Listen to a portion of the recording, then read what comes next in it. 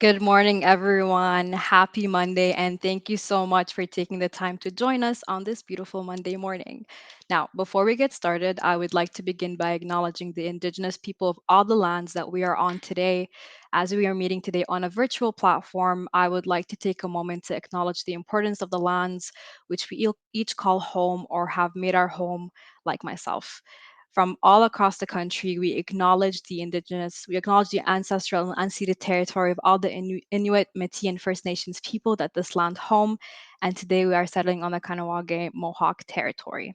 Now, with that in mind, I do invite everyone to join me in a moment of reflection to acknowledge the harms and mistakes of the past and to consider how each of us can, in our own way, try to move forward in the spirit of reconciliation and collaboration. And I want to share a little detail about myself. I did not grow up in a country where you learn much about Indigenous communities in Canada.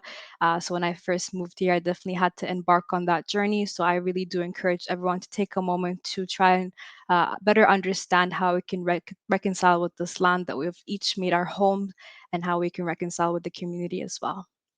Now, once again, we appreciate your participation today. And if you're here following our first English session, welcome back. I'm so excited to see you again. I'm glad you enjoyed the first session. Um, so, we'll be having more webinars in the next couple of weeks, covering different topics with a different female leader. So, I do encourage everyone to stay up to date with our LinkedIn CGI page just to keep track of all our incoming events as well. Now, we will have a 15-minute Q&A period at the end of our talk, of me and Sarah's talk. So if you do have any questions directed specifically at our guest speaker, please leave them in the chat towards the end of the 20 minutes of the session. However, if you have any questions, general questions about the company or whatnot, we do have our talent acquisition partners as well as our talent acquisition leads who are in the chat today to answer all of your questions. Now, my name is Sara Rayan. I am your talent acquisition programs coordinator, specifically in diversity, equity, and inclusion. And today I am joined with Sarah Baldeo, who's our innovation partner. Hi, Sarah. How are you? I'm great. How are you, Sarah? I'm doing well. I'm super excited and pumped up for our session today. So I hope you are too. So I'm looking Yeah, forward to our discussion. I am. Thanks so much for having me. Of course, my absolute pleasure. Whereas Sarah, I know I haven't had the pleasure of working with you very closely. However, in the past couple of weeks, I've gotten the amazing opportunity to sit down with you and get to know you and talk to you about your journey. And I would love for you to, talk to the audience a little bit about, where you started and where you are today here at CGI. Sure. Thanks so much, Sarah. Of course. So my career journey, I would say, definitely took some interesting turns. It started 18 years ago. Amazing. So I had shared with you my journey actually started out in medical sciences and Mm-hmm. neuroscience. And I'll preface it by saying I had and still have immigrant parents. They moved here to Toronto in the 1970s and they moved from Jamaica. And they had very strict ideas about what they were going to do and when they had kids, what I would eventually do. So they moved here. The political climate was really different in Toronto at the time. So they waited quite a while to have kids. And when I showed up, but definitely I heard that common adage, I think, that comes from immigrant parents. You could be a doctor, you could be a Yeah. lawyer. These are kind of the, these are the acceptable paths. So when I started university, I was on the path to becoming a neurosurgeon. And they were certainly very excited and happy with that. Mm-hmm. So I finished my thesis work in very exciting topic of cerebral cortex functionality as measured in MRIs. And I was on my journey to go and kind of continue on that path to be a neurosurgeon. Mm-hmm. And I just was in a research lab one day and I had this moment and I said, this is not my path. This is Yeah. not what I see myself doing. And coincidentally, at around the same time, I got scouted by a company that worked with the big five banks in Canada, designing risk model algorithms for a process called KYC Mm-hmm. AML, which is know your customer, know your client, and really working on fraud mitigation. So the CEO of that company, he was a very visionary kind of person, and he said, "Who else would have a more insightful perspective on designing UX other than a neuroscientist?" And I made the Amazing. jump. So I made the jump and I got into technology. I became an application architect. I learned to code. I became a developer. Wow. And over the years, I was really fortunate to work with some fascinating technology companies, really big consulting companies. And I actually worked with CGI over the Okay. years on Amazing. kind of exploring co developing IP for these kinds of use cases around digital identity and mitigating fraud. Hmm. So I've now been at CGI for 7 months. Amazing. Well, we're obviously very happy to have you. Thank you. And the thing I love about your journey is, having that switch from very different fields, right? From going from neuroscience and going into IT, but also kind of having to deal with that pressure of and I don't know how to say this, but rather than, your family wanted you to be a certain thing. And I also come from a culture where, you to be a doctor, to be a lawyer, those are the prized possessions, right? So Yep. how did you kind of take that moment of reflection of, dismantling these expectations of culture, of family, and even maybe supervisors and leaders that you've worked with to be like, you know what, this is not really what I want to do. This is what I feel more passionate about. Mhm.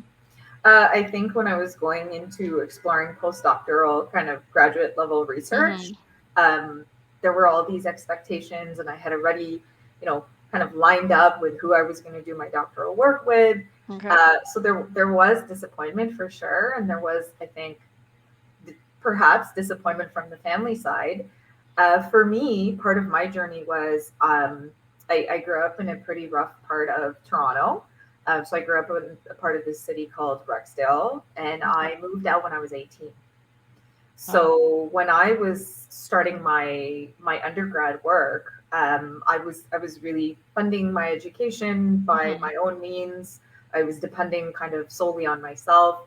I think, as we think about career stereotypes and enabling future generations for what they want to do, one of the biggest challenges is figuring out what do you want to do in your education and how does that Yeah. line up with where you're going in your career. I think one piece of insight that I would share is you have to become really comfortable with being uncomfortable, 100%. and that you're not clairvoyant. You don't know where your journey is going to take you. But when you do feel alignment and you feel excitement and you feel that you can extrapolate things. You can Mhm. extrapolate those learnings from maybe you did your degree in one thing and you're going into another industry. It's never a waste of time.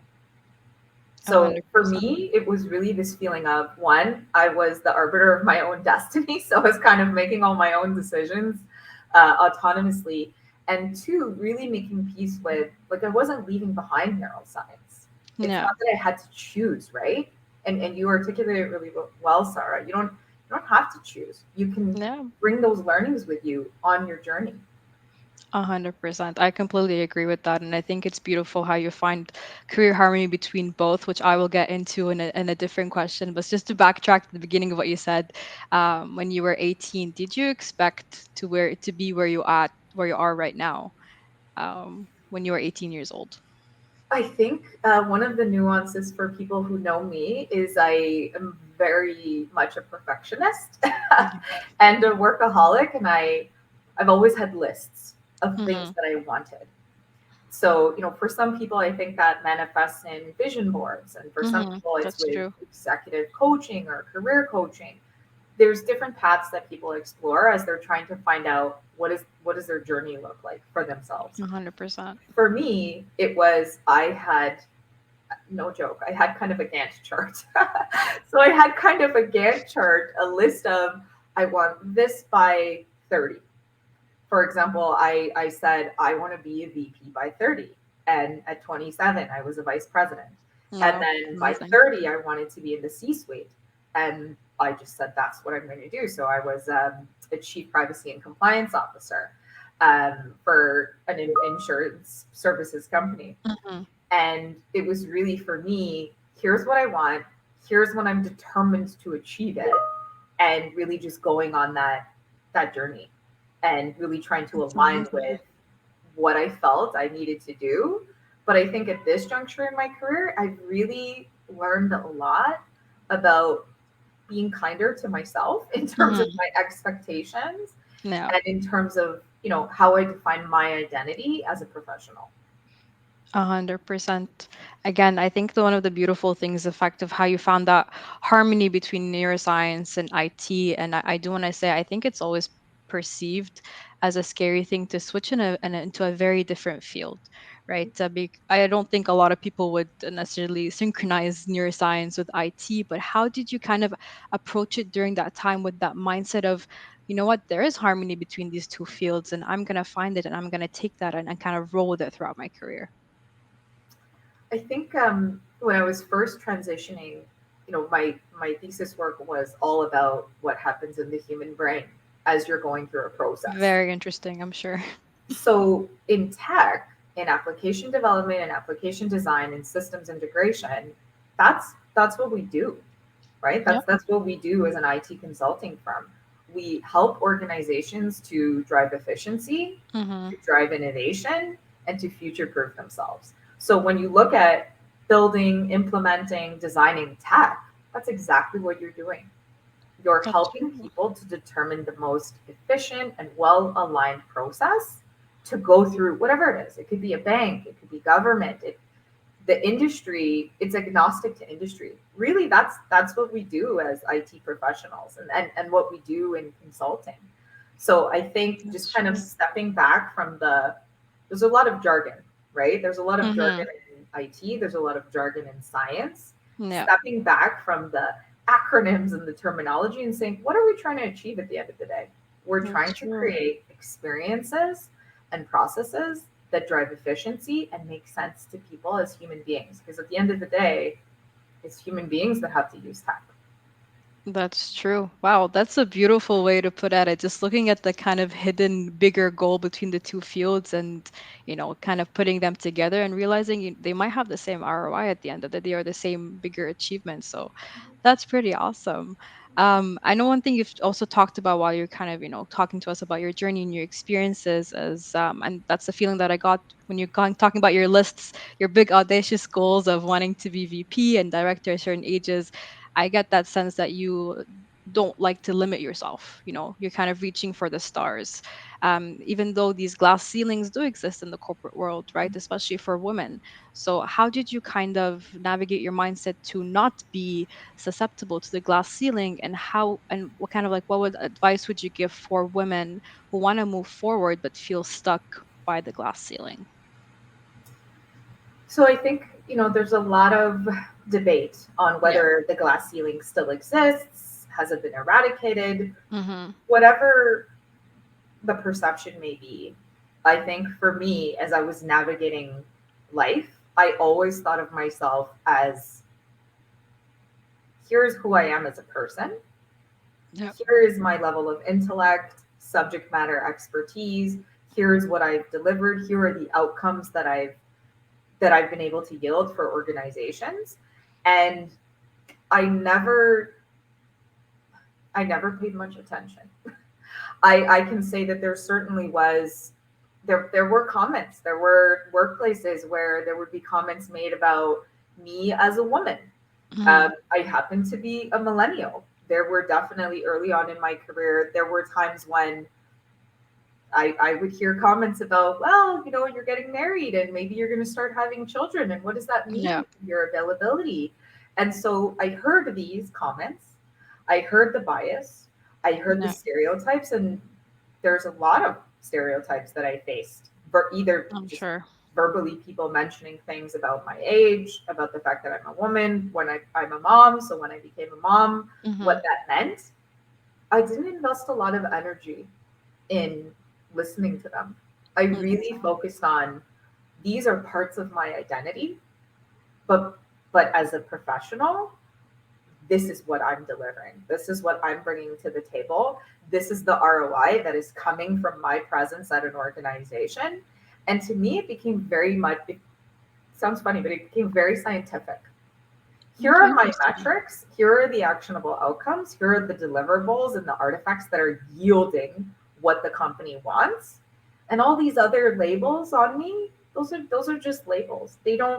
They have nothing to do with the actionable outcomes that are being yielded. Um, so I think there were times when it was very disheartening to hear those I'm comments. sure. And even now in my career, it can be disheartening to hear comments about your age, your gender, Mm-hmm. certain perceptions. But I try to enter those conversations with, sounds strange, but empathy. There, and a lot of the times it's just about education. Yeah. People might have True. certain established views because of their own lived experiences. And when you enter the conversation with more empathy as opposed to Mm-hmm. feeling defensive, it just changes the narrative and it helps to enable you to sometimes just educate the people that you're talking to about, you know, I hear your biases, I hear your perceptions, and Mm-hmm. here's how to illustrate that those are not accurate, as opposed to being really, because it can be hurtful, as opposed to being Of defensive. course. Of course. I think the natural human reaction is to be defensive at first, right? That's kind of like our instinct. Yeah. But I like what you said, kind of approaching it with empathy and trying to, understand where the person's coming from and then rewrite their own, not rewrite their thoughts, but kind of like show them the different way of thinking of why, for example, this is not the right thing to say, or maybe, this is why XYZ, whatever it is. Um, and speaking of empathy. I have trouble saying that word sometimes. Speaking of empathy, I know one of the topics that I wanted to talk to you about is about empathetic leadership, right? So I'm gonna start kind of from the beginning. How did you, when you kind of sat down and became the director of positions, and even here at CGI when you're working as innovation partner, how did you kind of discover what leader you wanted to be, or what kind of leader you wanted to be? I I certainly was very fortunate to have really strong career driven women in my life. Amazing. So my grandmother was an accountant. Um, my stepmother is an executive in transportation. My Amazing. mom was a professor at George Brown and U of T. So I had examples of women in leadership from a really, really early age. That's And beautiful. yeah, I was so fortunate to grow up with those examples. I think as I started out my leadership journey and really got into the people management side of the business, that was probably, oh my gosh, 14 years ago. And so early on in my career, I was being spotlighted as a Hmm. leader, and I had those opportunities to lead teams, to be, you know, part of several mergers and acquisitions. I think what was my guiding principle always, am I being the kind of leader that I would wish to have? That was a Nice. very simple question, away from all the, we have lots of beautiful leadership frameworks, but really Of simple course. question. On a day-to-day basis, when my, employees, or at CGI we call our employees members, which I think is so important to culture, is that we are a member of a foundational organization, and Hmm. how do we enable people to be the most successful, to identify what are their core competencies, what are their strengths, how do we support them in, is it upskilling, have they Hmm. found like something that they're really passionate about and really great at. So I think it was having examples in my personal life. I think it was really checking in with myself often to just ask the constructive question, am I being the kind of leader that I would wish to have? And I think really the third piece, I was fortunate to have amazing mentors. So Amazing. having these amazing mentors in my career, I had male mentors, I've had female mentors, really just people that gave me examples of, I can extrapolate from their leadership style Yeah. what really aligns with me. So I think those three components really enabled me to figure out. And I'm still learning. I'm Of still course. I'm still learning, and I think that's probably the last piece. Always being open to learning and Hmm. learning from, because who has better feedback than the people that you're leading? And Of course. if the people that you're leading are telling you that maybe something is not hitting in the way that you intended, having that openness to constructive feedback and to Yeah. becoming a better leader is, it's, I think it's just so crucial to being a good leader. 100%, I agree with you. I think it's something we evolve as humans every day, and obviously we evolve as leaders as well, right? Because we live in an evolving world where things are changing, and also different management styles work on different people, right? And you have to adapt to that and see what works best if it's best. Now, out of your personal life, out of the mentorship or executive sponsors that you've had throughout your life, what's kind of the uh, best advice that you've received that you still carry with you today?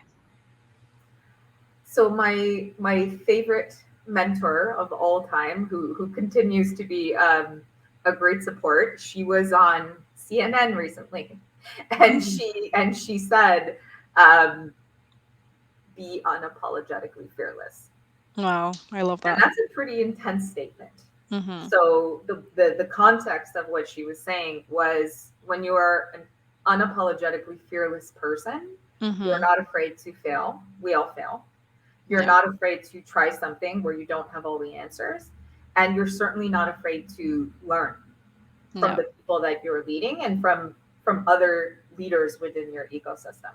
So whenever I feel maybe frustrated, or maybe I feel like I'm hitting a wall, in whatever project I may be leading or conversation I may be having, I'm reminded to be fearless, because the worst that's going to happen is I might fail at what I'm trying to do, but Yeah. that's part of the journey. And I 100%. think I certainly love to laugh. My members at CGI will say I'm always the one to be laughing. I think, you know, really not taking oneself so seriously. Yeah. We're in a very serious business, and being willing to laugh, being willing to make mistakes or try new things, and kind of determine that they may not always work out. Um, It's true. that's part of being agile. 100%. I think it actually ties in beautifully what you said at the beginning is being comfortable, feeling uncomfortable as well. And I think everyone portrays this, and I definitely had that as well, portraying this idea of failure as something that's really big, really scary.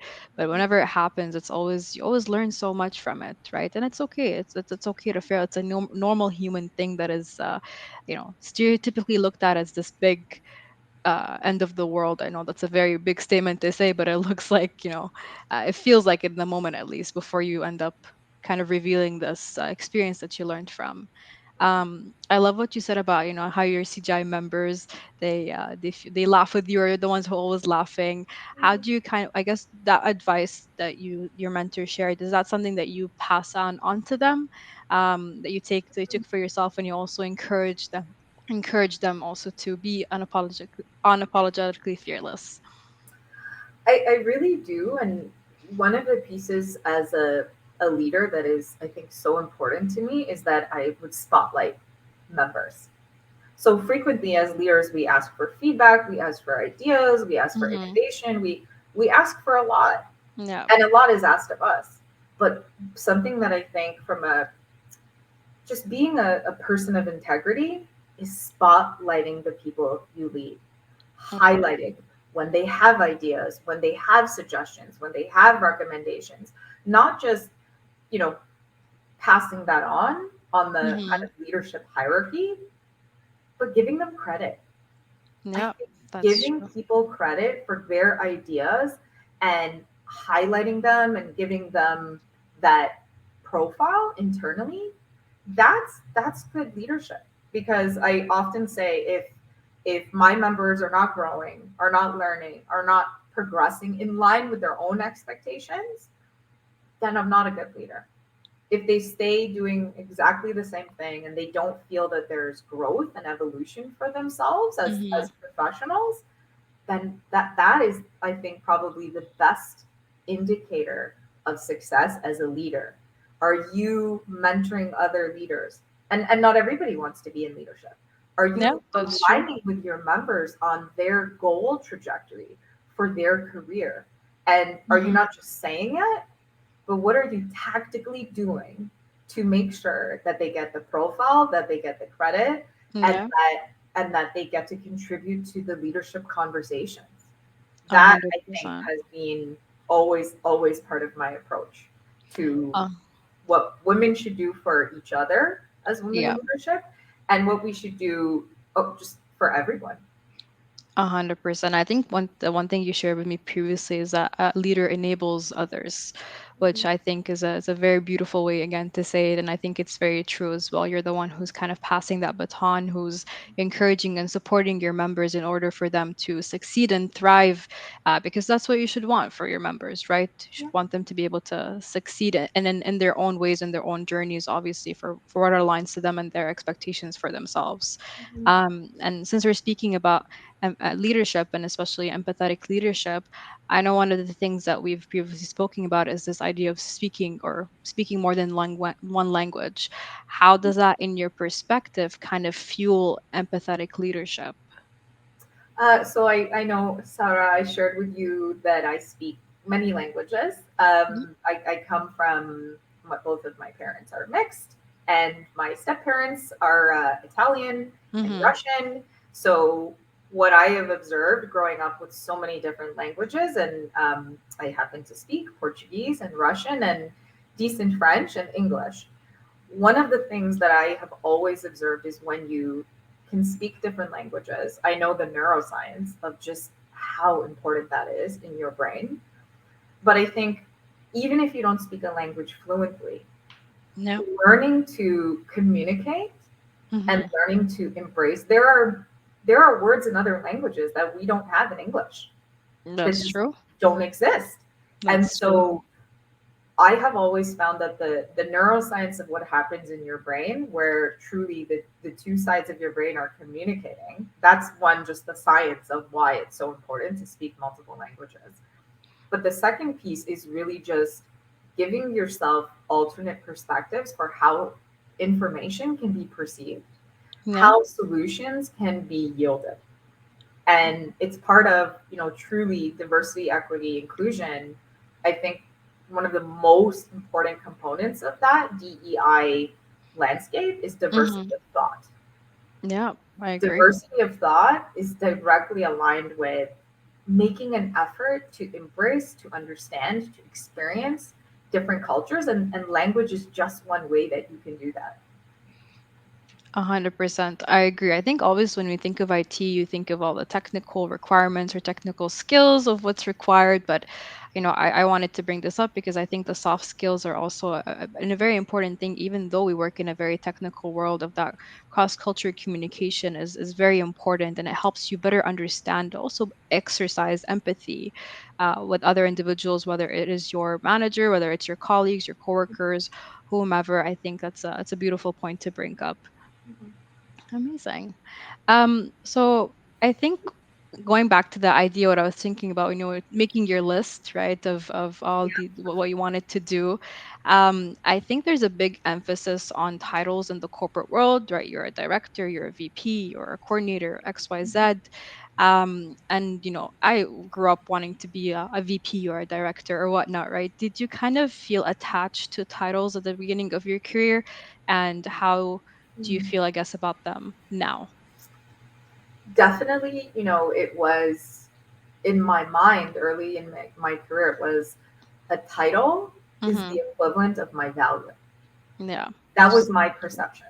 If I have this title, then I'm valued and I'm respected. And if I Mm-hmm. don't, then I'm not. I also think that organizations, 10 years ago, were very hierarchical as Yeah. opposed to flat. Yeah. And many companies are going through that transition in terms of how they structure decision making, having bias for action, and having a more flat organization. That's true. As I progressed in my career and I kind of said, oh, well, I had the VP title, I had the C suite title. What I learned is that the title was not correlated to my happiness. Yeah. That's true. And what really, I think titles are important. And I do think, particularly for women in leadership, Mm-hmm. having a title that's commensurate with their experience Yeah. just obviously dovetails into the compensation side of the question. And we probably don't have time to kind of delve into the whole pay equity discussion of, Yeah. what happens with women in their careers and that dissonance in pay Yeah. equity. So I think it's really important for people to make sure that they feel alignment with their core competencies and the Mm-hmm. work that they're doing. But it's That's also true. important for, even for me as a leader, to ensure that my perception of a member's skill sets is aligned Mm-hmm. with their own perception, and that I am doing everything I can to drive equity in their pay, to drive equity in their title, Yeah, and to ensure that they have a roadmap, they have a plan, and they have really clear expectations for their progression. Because I think that's for true. women specifically, as we navigate our careers, Mm-hmm. particularly for millennial women or for people who may be, younger, there can be ageism. Yeah, There can be a lot of ageism on, oh, well, you're that's this true. age, you should be at this level. And I think many organizations are coming to an awareness of, you know, ages. There's bi-directional ageism. Mm-hmm. There's ageism against people who are over a certain age. There's Yeah, ageism against people who are under a certain age, yeah.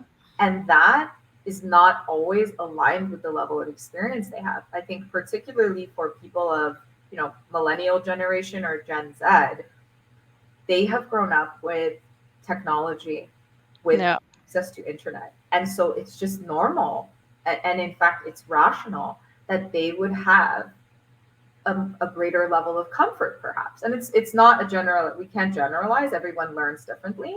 Of course. But if you think about perhaps, the childhood of people who are in their, maybe they're in their 20s and their 30s, Mm-hmm. they would have had exposure to technology in a very different way than a different age cohort. And that can translate to, well, they may have expertise that they gained earlier on in life.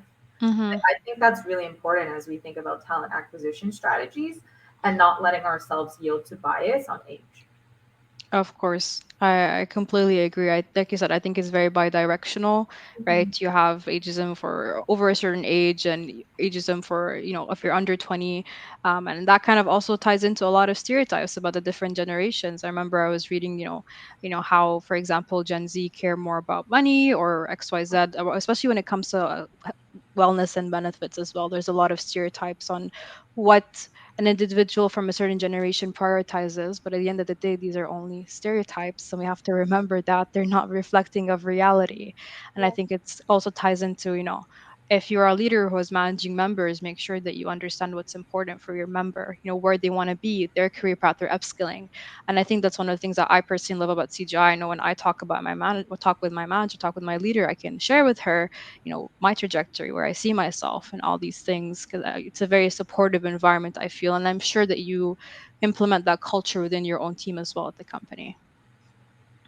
I try, Amazing. but I always try to improve, and I think also to give opportunities to Mm-hmm. members on my team Yeah. that maybe they can engage in cross training. It's something that's Yeah. really, I think, been part of an important leadership strategy at CGI, that we really believe in cross training Yeah. and having people work on different projects and really build a nice portfolio of their skill sets, so that they don't feel that, they've worked on a project for X amount of years and that they're just kind of pigeonholed into that type of work, Mm-hmm.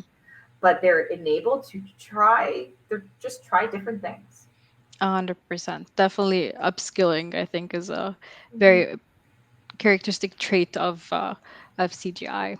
To kind of go in a different discussion, I think, women are typically kind of expected to be this superwoman, as I call it, right? You have to have the thrive professionally, you have to thrive personally, right? You have to be the perfect mom or perfect partner, and then be the perfect leader, And the trajectory of a woman's career is often laid out in front of her, in the sense that maybe the people are expecting you to take a career break, and then when you don't take a career break, that's kind of like the expectations, or vice versa, right? So there's a lot of expectations tied with, the expectation to also be perfect at everything. Mhm. How did you kind of dismantle any expectations that have been put onto you, whether it's professionally and personally? And how did you, it's a big loaded question, how did you break the mold of the traditional superwoman and became your own superwoman, or become your own superwoman?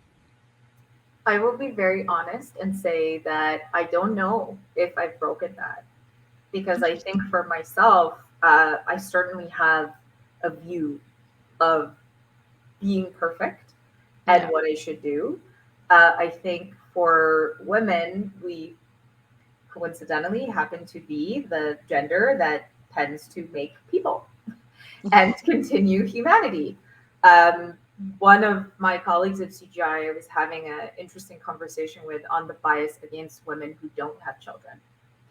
And that to me is so painful that, women who may not have children for whatever reason, there are so many reasons. Um, Yeah. there may be this perception, and I think it's called the parental wall, that, oh, you don't have children, so you must have more time, Yeah. or you're not a mom, so you must be more available, or maybe you are a mom and you just had a baby, so these are the expectations. Yeah. And I think it's the biology lottery that we happen to be the people that continue humanity, but also the fact that, you know we shouldn't place those biases on women, Yeah. and it shouldn't be tied to whether they have children, they don't have children, what age they are they going to have children, are they going to need to take a career break. The truth is that women will need to have time off, and that they should be supported in their careers. uh, Mm-hmm. I think for me, I happen to be a single mom. I got divorced early in my career, and so I'm a single mom. My son's going to turn 13 in a couple of months. For a long time, I never shared that I was a single mom Interesting. because I was concerned about the perception of, oh, well, she's going to have less time.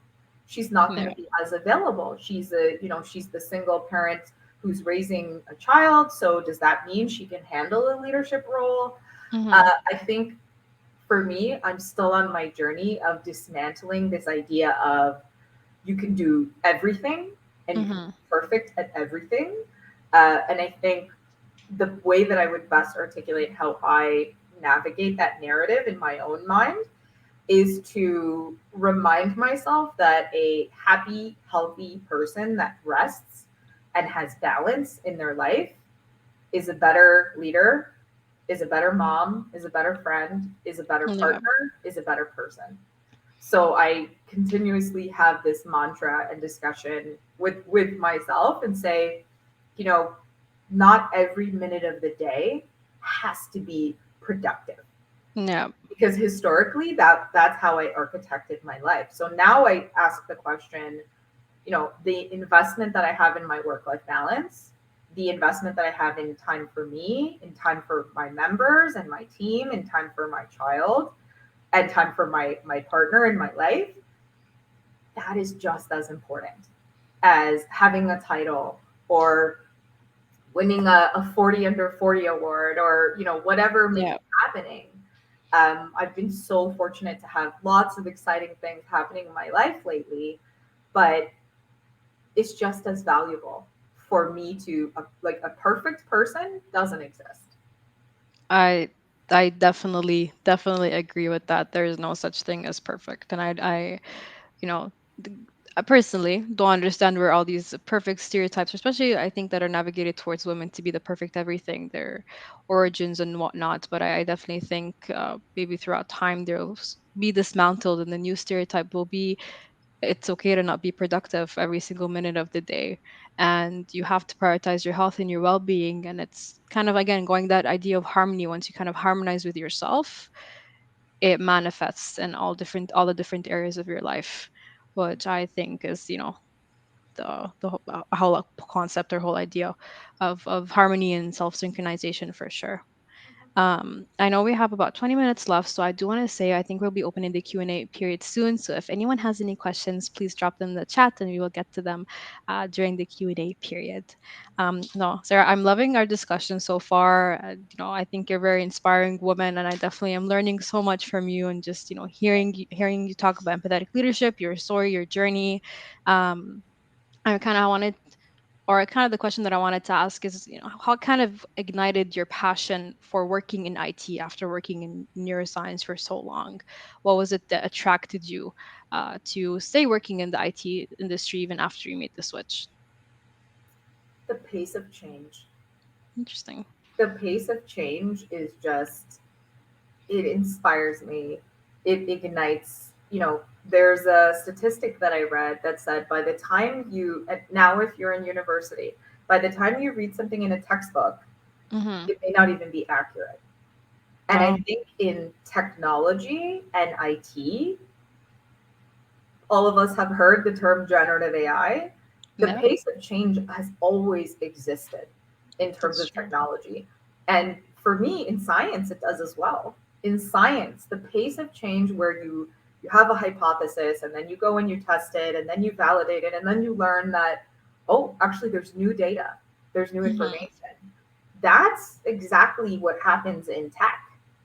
By the time we Yeah. learn something and we learn a new approach, uh, that I think really lights my heart on fire with just excitement to be part of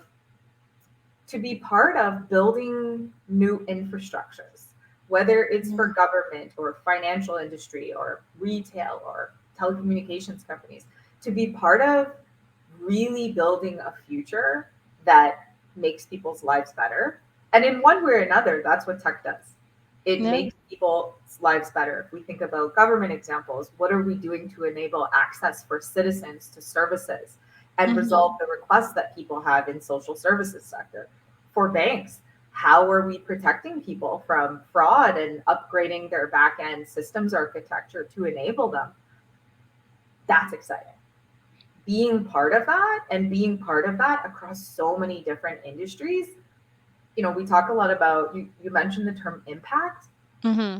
That is measurable impact, and that is a really cool legacy to have in your career. And That's true. so to me, it's, what would I have done at the end of a year? What are the projects I would have done? What is the measurable impact that that would have on people's lives, on companies? And there's so many ways to measure it beyond Yeah. just financial. That has kept me engaged and kept me excited. And I would say I'm more excited than ever for the future of where tech is taking us. And this new term that's now kind of been born out of generative AI, of augmented intelligence in the fifth industrial revolution. What does that Um, mean as we look at humans and machines and we look at, just the next step and what that's going to mean in 5 years, 10 years? People are making that's decisions. true. Just the rate of change is so fast that we make a decision for 2 years instead of 10 years.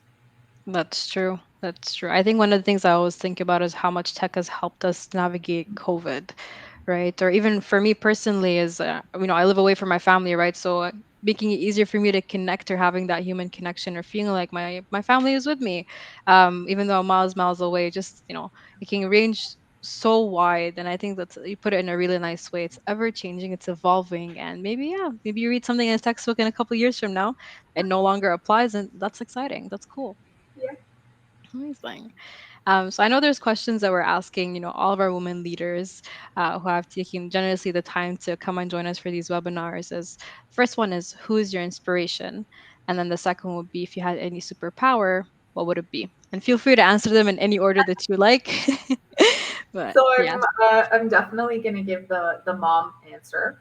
Um, Mhm. my son inspires me every day. I think just in terms of I learned so much. So for his summer camp, he went to summer camp to do coding and learn Mhm. about sustainable biological ecosystems, Wow, that's which I cool. didn't have those opportunities as a child. And I think, Yeah. as we look at Canada as a country, the greatest potential we have is enabling our youth with education and opportunities. So he definitely inspires me and mentions all kinds of terms and words and slangs that I don't sometimes know what he's saying. So he inspires me to make sure that I'm constantly learning and keeping my mind really, really open. And when you have a Yeah. teenager, you tend to do that. And then your second question, Sarah, was just did you ask me Yeah. what was If you the could have any superpower, what superpower would you superpower? choose? Um, I think I would wish to read the minds of others, but not for the reason that most people think.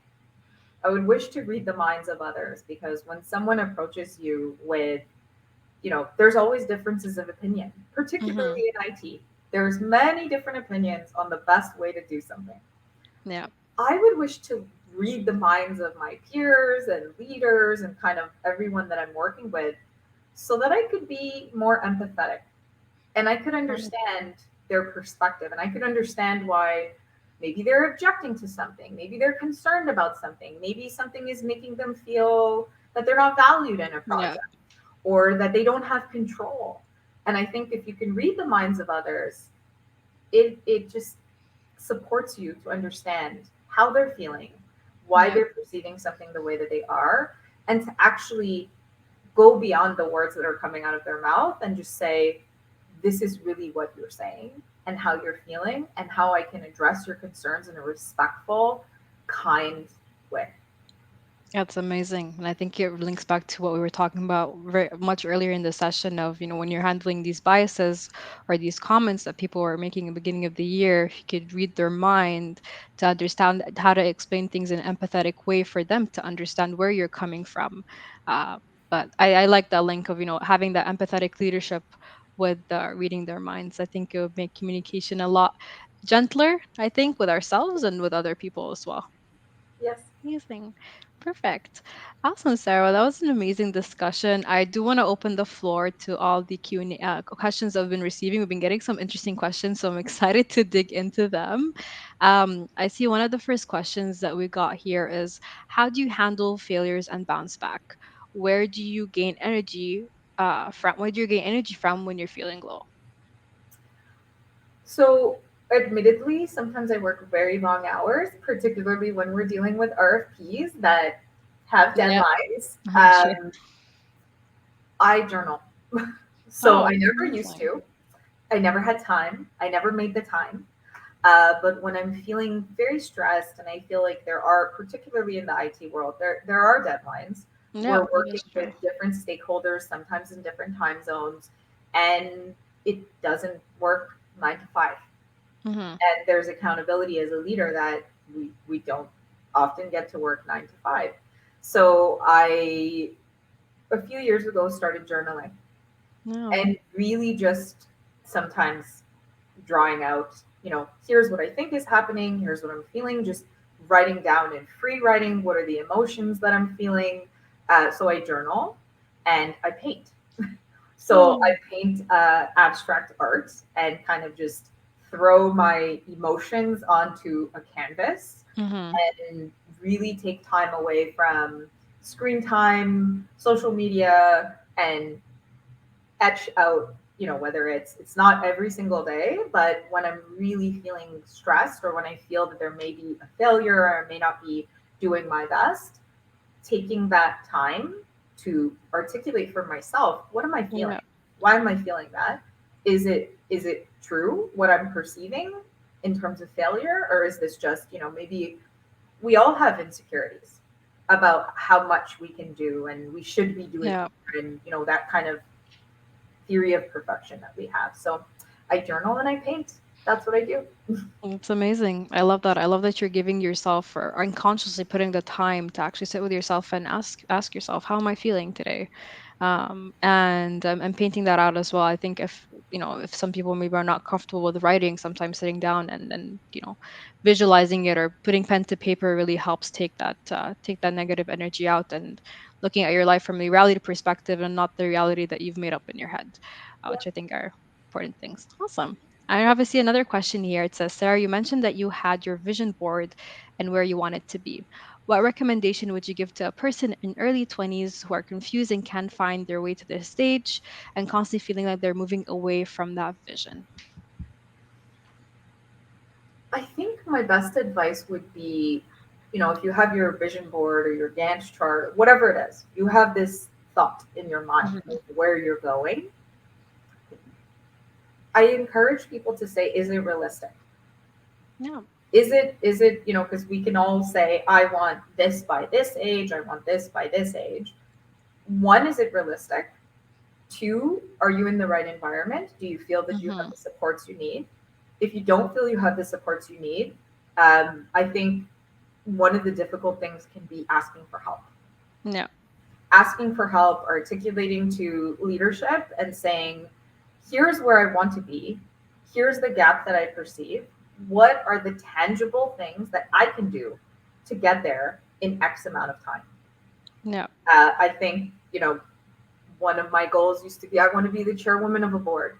I wanted that so badly. Mm-hmm. So I had it in my head that that's what I wanted to do by a certain age. And I did that. I was the chairwoman of a board, but I had to start out as a volunteer. So I volunteered on boards, and then I Mm-hmm. joined committees, and I had these small incremental steps to Mm-hmm. get to this big shiny thing that I wanted.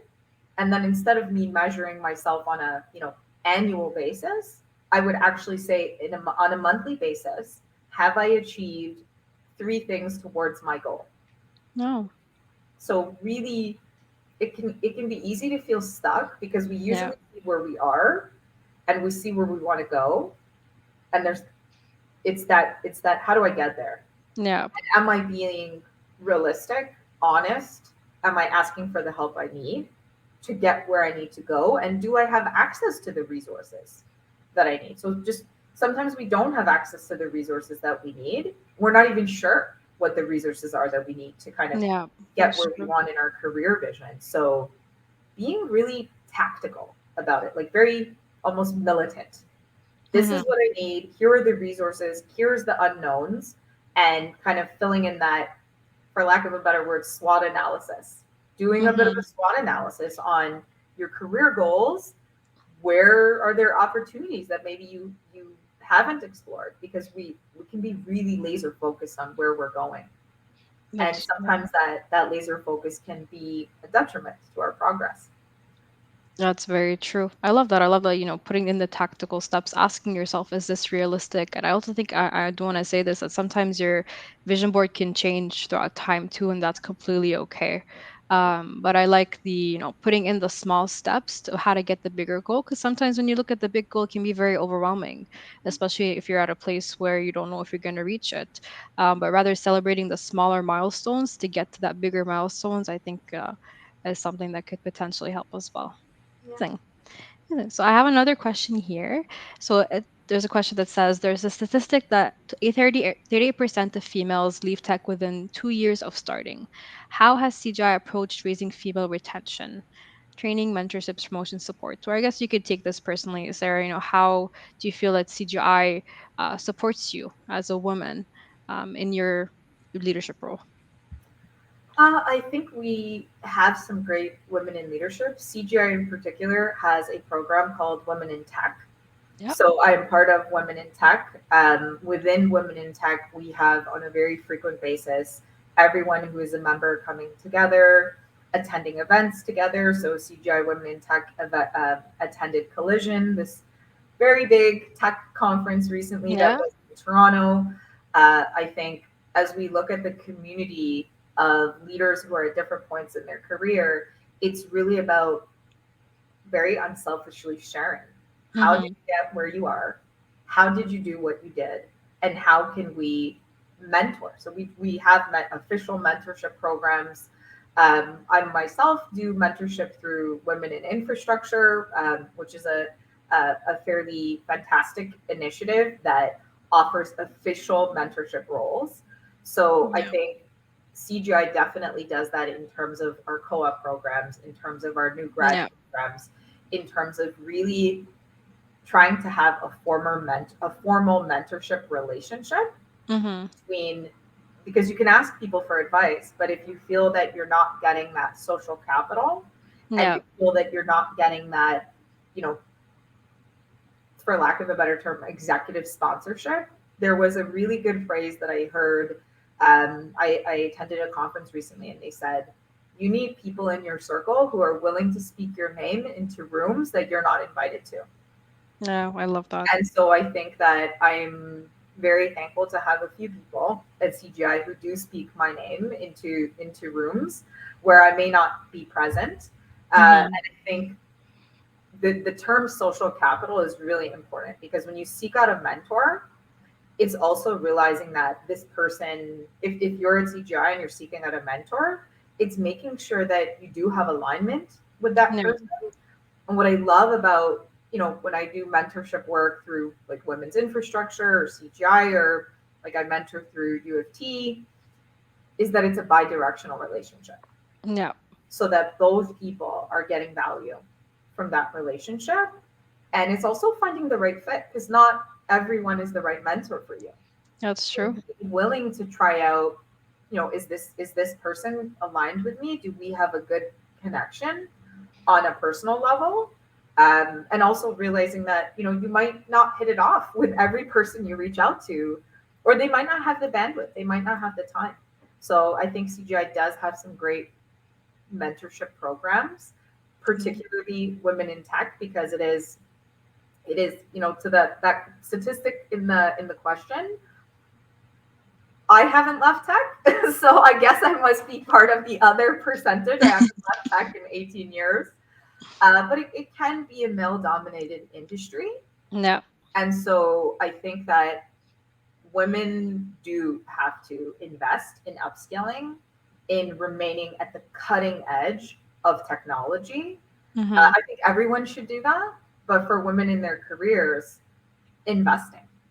Investing Yeah. in continuous learning gives you an edge, whoever you are. Whatever, wherever you fall on the gender spectrum, it really does give you an edge to constantly have the most up-to-date information on the direction that technology is taking. Um, and I would admit that the first 30 minutes of every single day, I'm reading news. I am Interesting. reading news. I am scrolling through articles, trying to hear what's happening in finance, what's happening in operations, what's happening in IT, what's happening in science, and that's how I start every day. Wow, it's cool. Staying up to date with all the latest information, latest technologies. And just to go back to that question, I do want to say I know CGI this year has launched their Next Gen Wise program that's managed by the campus team, which is giving opportunities to females for co-op internships for I think for this fall as well. And it's also doing things like this, right? Giving the opportunity for women at CGI in leadership positions to come and talk to us about their journey and talk about the audience and give advice for individuals who want to be where you're sitting right now, right? I think you already kind of answered this question at the end of the your answer, but what do you think is the most marketable skill a woman can possess? The most marketable skill, I would say, is a term I would call respectful confidence, Interesting. because arrogance is one thing, Mm-hmm. but respectful confidence means you know who you are, you know your value, you Yep. know your subject matter expertise, you know your vision for yourself, and you're very Mm-hmm. secure in yourself. Yep. When you have what I refer to as respectful confidence, it's not arrogance, it's not overconfidence, it's just reality. Yep. So being very sure of your value proposition Mm-hmm. as a professional. Mm-hmm. If it takes you longer than two sentences to articulate your value proposition, you need to you need to wean it down and really be able to say, here's what I do, here's who I am, and here are my goals for the future. Very Amazing. succinctly. And the exercise of figuring that out in your mind helps you be respectfully confident in every conversation that you're part of, and build your personal brand.